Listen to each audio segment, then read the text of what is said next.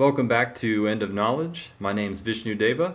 This is the fourth video in an ongoing course on Vedanta. I think at this point I'm getting a little more comfortable sitting by myself talking to my computer, so I hope that it improves the quality of the videos, for the benefit of everyone out there who's watching. I apologize. I know that the picture quality or the sound quality may not be the greatest, and occasionally you may even hear my dog barking in the other room, but that's what I'm working with here. I hope you can still enjoy these videos.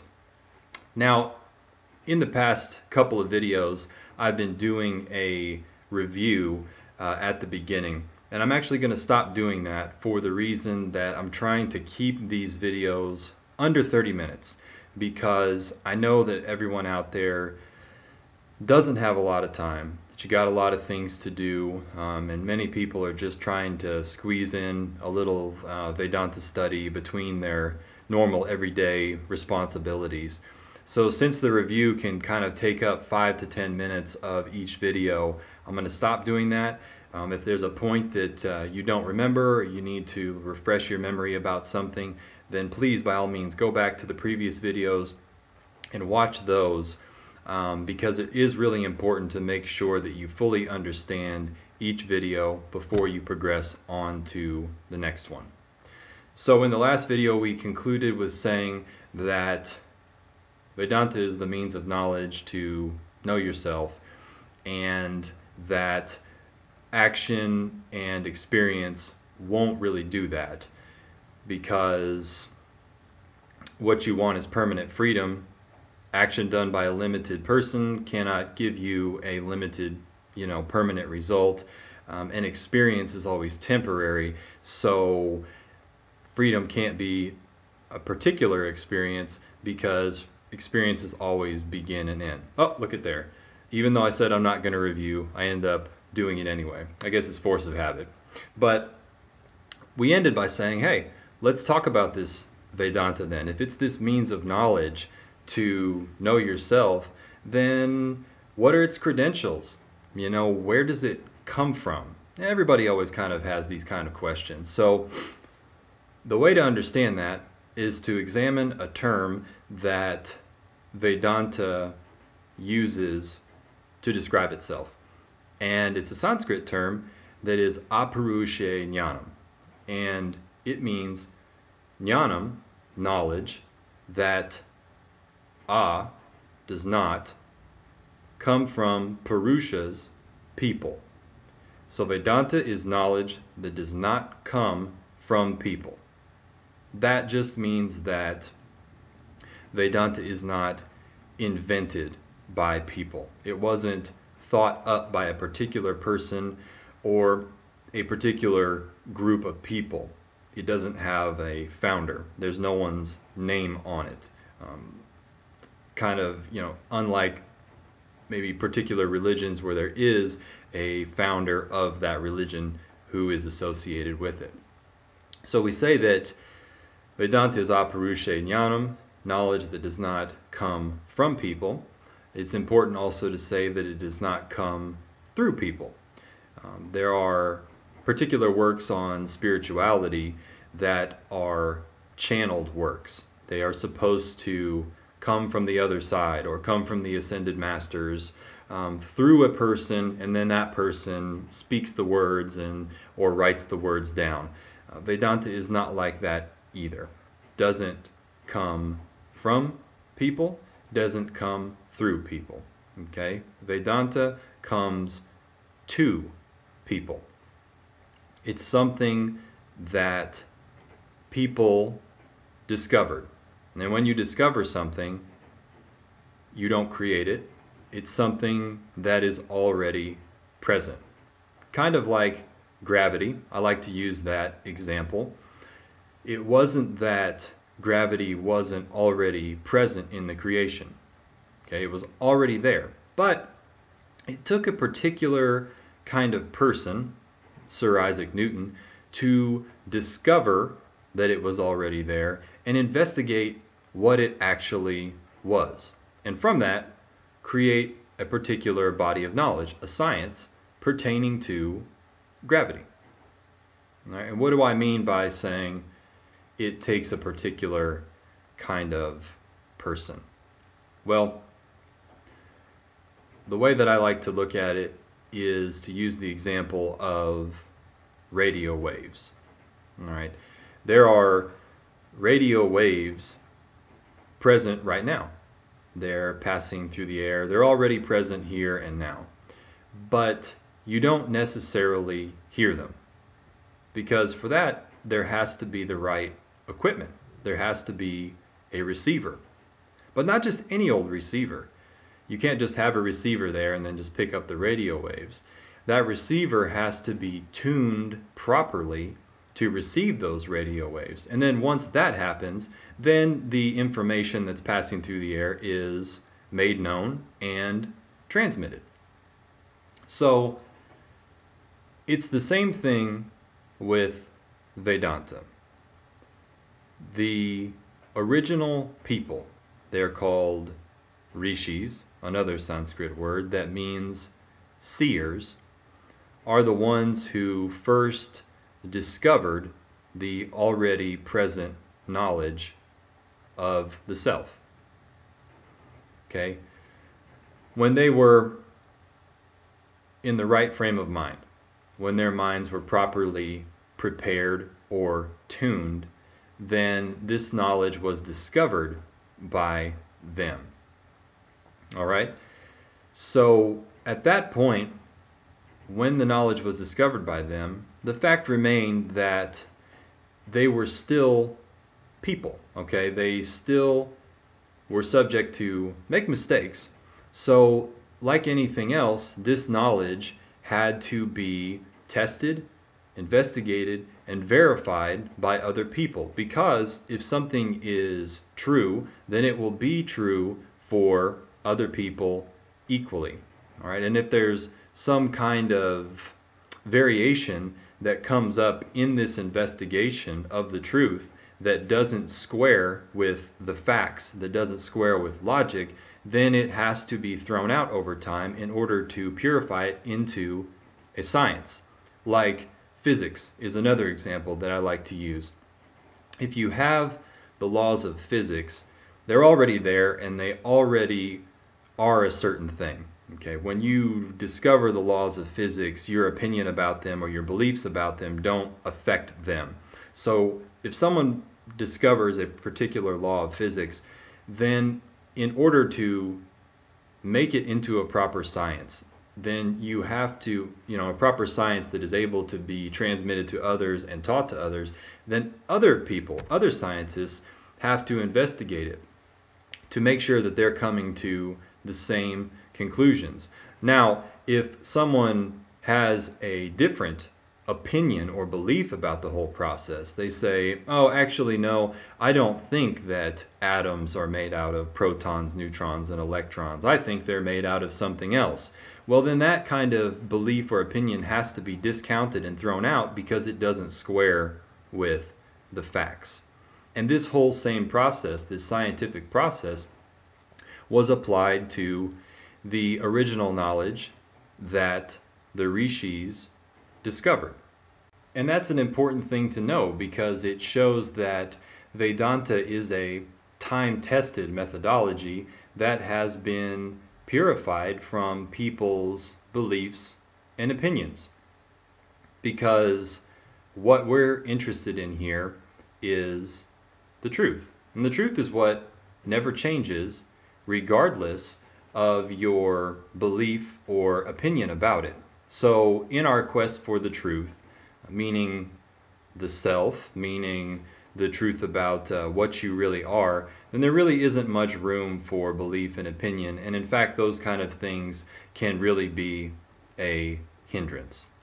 So the rishis first discovered this knowledge and over time purified it and removed subjective bias from it until it became a methodology that could be transmitted to other people. Now, this was a very long time ago, and at the time, the transmission of this teaching was just an oral tradition. So it was passed on from teacher to student to teacher to student, from teacher to student, on and on and on. And it went on like that for quite a long time. Only much later were these teachings organized and compiled into a group of scriptures known as the Vedas. And tradition says that this was done by a sage named Vyasa. And Vyasa wasn't his name. Vyasa is actually a title that means compiler. So he was the guy that took all of these teachings, put them together, and grouped them into this scripture, this group of scriptures called the Veda. There was the Rig Veda, the Sama Veda, the Atharva Veda, and the Yajur Veda. Now, of these Vedas, the greater portion of them is concerned with how to live a happy and successful life through particular rituals, hymns to the gods, and meditations on the gods. All right, so there's karma, action, upasana, meditation, and prescriptions for how to worship. All right, that is the karma kanda section of the Vedas, the action section. Now, what we've already talked about before is that action is fine for temporary happiness, getting particular results, but it isn't worthy of giving you the limitless freedom that you already are. So, on the end of each Veda, stuck to the end of each Veda, is a small group of scriptures called the Upanishads. All right? Now, the Upanishads are the actual teaching methodology itself that helps to reveal your limitless nature, what it is, what it isn't. Helps to clear up your doubts about how you are the limitless, ever-free self. Okay? Now, I said this group of scriptures was called the Vedas, all right? And the Upanishads are at the end of the Vedas, all right? So let's examine here. The Upanishads are the basis for Vedanta, okay? So what does that mean? Well, Anta means end, all right? And Veda is the scriptures. So Vedanta means the group of scriptures or the group of knowledge at the end of the Vedas, Vedanta. All right, that's the obvious meaning of that word. Now, there's also a more of a esoteric meaning to that word, okay? Because Veda itself actually means knowledge, okay? So in that case, we can say that it is the end of knowledge, all right? Because the Vedanta gives self-knowledge, we can say that it is the knowledge that that ends your quest for knowledge. Because when it's known that you are this limitless, ever-free self, then you don't feel like you need to accomplish anything. You don't need to seek anything anymore because you're already satisfied. You're already complete. Right? So those are the two meanings of Vedanta. Literally, just the scriptures that are at the end of the Vedas, or more metaphorically speaking, it is the knowledge that ends your quest for knowledge. Because, you feel good, you feel satisfied. Plus, what you are is the essence of absolutely everything. So then what? When you know yourself, then you actually know the essence of the entire creation. Similar to when you know what one single drop of water is, you essentially know the essence of the entire ocean. So, let's investigate the scriptural structure a little bit more. We start with the Vedas, which contain the Upanishads. This is a class of literature, a class of scripture called Shruti. Now, Shruti means heard. And so it has the double meaning of saying that it is the knowledge that was originally seen or heard by the rishis, or it can refer to the fact that it was previously knowledge that was transmitted orally, so you heard it when it was spoken to you by your teacher. Now, this layer of scripture is the primary, foremost layer. All right, it has the most authority, and everything else is derived from that and falls under that. The Vedanta canon, the group of scriptures that make up the primary Vedantic scriptures, that group has 3 layers. So sitting on top is Shruti. All right. Now, derived from the Shruti, all right, is a class of literature called Smriti, and that can mean that which is remembered. So we have the Shruti, which was discovered by the rishis. All right, the rishis themselves didn't invent it; they just discovered what was there, and they verified it, and then made it into a particular methodology, a particular body of knowledge. Okay, but later these rishis took this knowledge and created works based on it to also transmit that knowledge. Okay, and this is the Smriti, and Smriti actually is the creation of the rishis. It actually does come from them.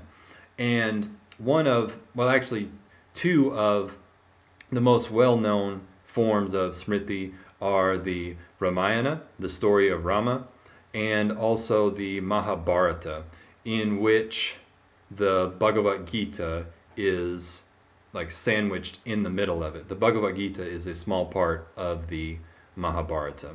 Okay, so we have these Smritis that do communicate the knowledge of the Vedas and the Upanishads, but it's actually written by the rishis themselves. So it has a secondary level of importance to the Shruti itself.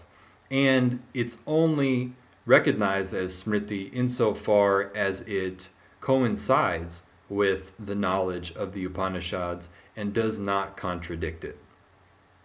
So that's a really important thing to know here. It's not that the rishis went off on their own and decided to put their own spin on things and change everything around. That isn't the case. They simply transmitted the knowledge that was already there, that they'd found, that was in the Upanishads, and they transmitted it in a slightly different form. The Ramayana and the Mahabharata are large epic stories filled with symbolism, things that people could almost call mythological events. But at the core of all of those symbols is this knowledge that's based on the Upanishads. So the first layer is Shruti, the second layer is Smriti, and then there is a third layer that is called Sutra. All right, and Sutra means thread, literally, and Sutra literature are very like condensed, short, terse statements about a particular subject. Now, of course, when we're talking about the Vedanta scriptures, then the subject, of course, is Vedanta. But the Sutra literature, of which the main primary work is the Brahma Sutras, has a slightly different purpose than the Shruti and the Smriti. A little bit. There's a different feature of it. And what it is that it provides the logical support for the Upanishads and for the works that are derived from it, the Smriti. All right, it gives a logical and one could almost say philosophical support to those scriptures, because the statements in the Upanishads, for instance, are very cryptic, and later on there was disagreement regarding what they meant. There are particular groups of people that took those statements in the Upanishads and tried to say that they meant something else. You know, where in Vedanta we're saying the Upanishads are clearly telling you that reality is non-dual. There's only you, the self. There are other groups that took it and said, no, actually the Upanishads say that reality is dual and that you are separate from everything else and that you are eternally limited. And then there was other philosophical schools at the time, such as the Purva Mimamsas, the Buddhists, the Sankhya's, etc., that also argued with Vedanta. And so this literature, this based on logic, sometimes called Tarka or Nyaya logic, developed and became the Brahma Sutras. So the Brahma Sutras clarify the meaning of passages in the Upanishads and clear up any seeming contradictions, because sometimes the statements in the Upanishads seem to contradict each other. So the Brahma Sutras help to clear those up and explain what they really mean, and they also help to combat other opposing views to the logic of Vedanta.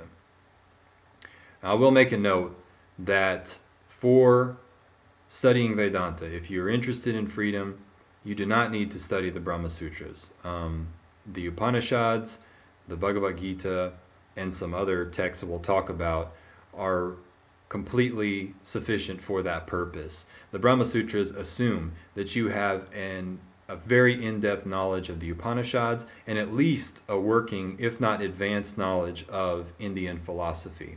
So keep that in mind.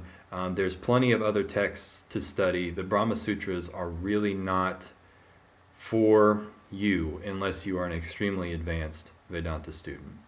So, with the Brahma Sutras, that concludes the three primary layers of scripture: Shruti, Upanishads, Smriti, Bhagavad Gita, and then the Sutra, which is Brahma Sutras. So Upanishads, Bhagavad Gita, and also Brahma Sutras are the three main scriptures of Vedanta. Now, later teachers of Vedanta. Okay, so we have the rishis that discovered the Shruti, and then we have the rishis that wrote the Smriti and the Brahma Sutras. But later on, there were other teachers who also wrote works. All right, and these are, most of the time, they are shorter works that are somewhat more contemporary. I say somewhat because we're still talking hundreds or maybe 1,000 years ago, but definitely more recent than the Upanishads, for instance. So there were later teachers that took these ideas and tried to condense them and put them into a form that would be a little bit easier to study. Okay, because the Upanishads and the Smriti, Brahma Sutras are like voluminous works, and they weren't always accessible to people, or maybe there wasn't a proper teacher to teach them. So it was seen to say, okay, well, let's take the basic ideas here, let's take the fundamentals and try to put them in a little more contemporary language and in smaller independent works that will be more accessible to students of Vedanta, okay? People who want to know the truth. And so what developed was a fourth class of literature that's not part of the primary three, okay, that is called Prakarana literature. Okay, and Prakarana means like an independent work, an independent treatise, a work on a particular topic, maybe a particular aspect of Vedanta. And many of these were written, and they are really excellent Vedanta texts that really, most of the time, get to the very heart of the issue, and they do it in a comprehensive way, which makes them very useful. So some of these texts, for instance, would be Vivekachudamani, Atma Bodh, and a particular text called Tattva Bodh. And Tattva Bodh is the premier text for people starting out with Vedanta. Now, even if you're not a beginner, it's still a good text because it lays out the entire picture of Vedanta. All right. Now, it's good for beginners because it introduces all of the basic terminology that you need to know for Vedanta, all of the concepts that you need to know for Vedanta, and then on top of that, it gives you the whole picture. It gives you actually the whole teaching is actually present in Tattva Bodh, and so for that purpose, it is often studied first when you are approaching Vedanta. So that being said, we will talk about Tattva Bodh in the next video. We've said that Vedanta is a means of knowledge and that it's based on scripture. So at this point, why don't we just go ahead and study scripture? So come back in the next video and we'll start talking about the Vedantic scripture, Prakarana work called Tattva Bodh.